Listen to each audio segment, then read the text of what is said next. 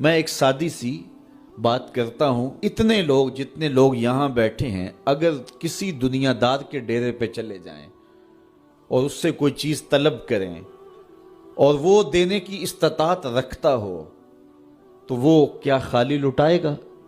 وہ کہے گا اتنے لوگ آگے ہو تو ڈیرہ داری کی شان کے خلاف ہے کہ میں ان کو خالی لٹاؤں۔ تو جب یہ دنیا دار خالی نہیں لٹاتا تو رب کیسے خالی لٹائے گا؟ جب بندے اس کی دہلیز پہ چل کے آ جائیں تو وہ بندوں کی ضرورتوں کا کفیل ہے اور ان کے ہر درد کو جانتا ہے اور ان کی ضرورتوں کو پورا کرتا ہے۔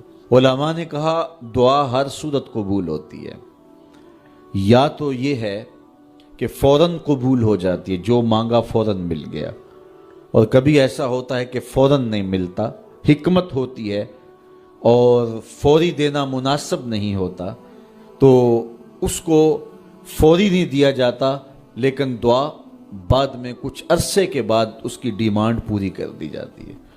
اور کبھی ایسا ہوتا ہے نہ فوری دیا جاتا ہے نہ بدیر دیا جاتا ہے، اس دعا کو ذخیرہ کر لیا جاتا ہے اور حشر کے دن اس کا بدلہ دیا جائے گا۔ اور روایت میں آتا ہے حشر کے دن جب ان دعاؤں کا بدلہ دیا جائے گا جن کا بدلہ دنیا میں نہیں ملا تھا تو لوگ آرزو کریں گے کاش کہ دنیا میں کوئی دعا قبول ہی نہ ہوئی ہوتی، سارے صلے آخرت میں ملتے۔ اللہ اکبر۔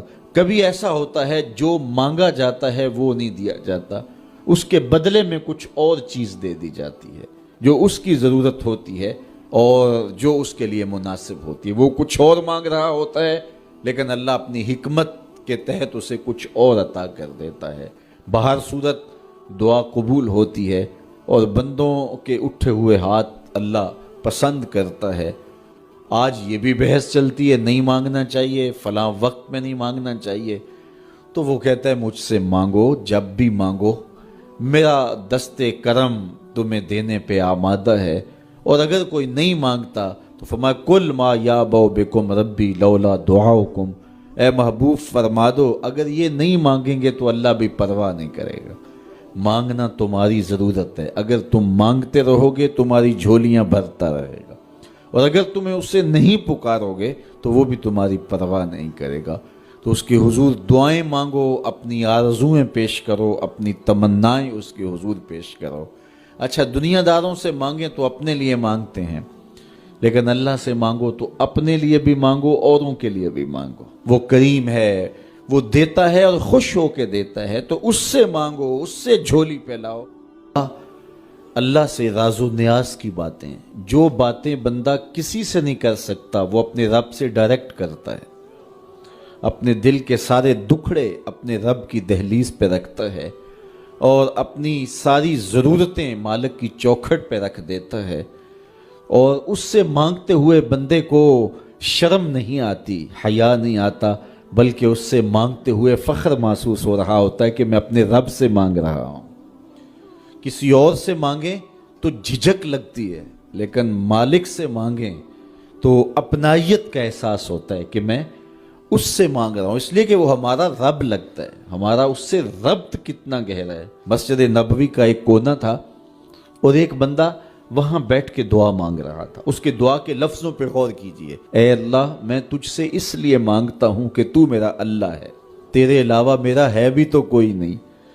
تو یہ وہ دعا مانگ رہا تھا اور مسجد نبوی کے کونے میں بیٹھا تھا۔ حضور نے دیکھا تو ایک صحابی سے کہا وہ جو دعا مانگ رہا ہے اس کو جا کے بتا دو تمہاری دعا قبول ہو گئی ہے۔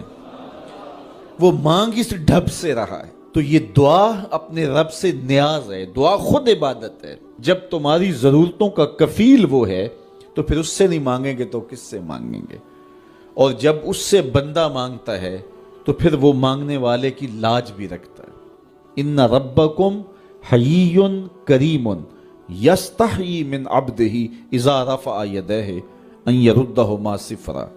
تمہارا رب حیا کرنے والا کریم ہے، جب بندے اس کے سامنے ہاتھ پھیلا کے دعا مانگتے ہیں اللہ فرماتا ہے مجھے شرم آتی ہے ان کے اٹھے ہوئے ہاتھ خالی کیسے موڑوں۔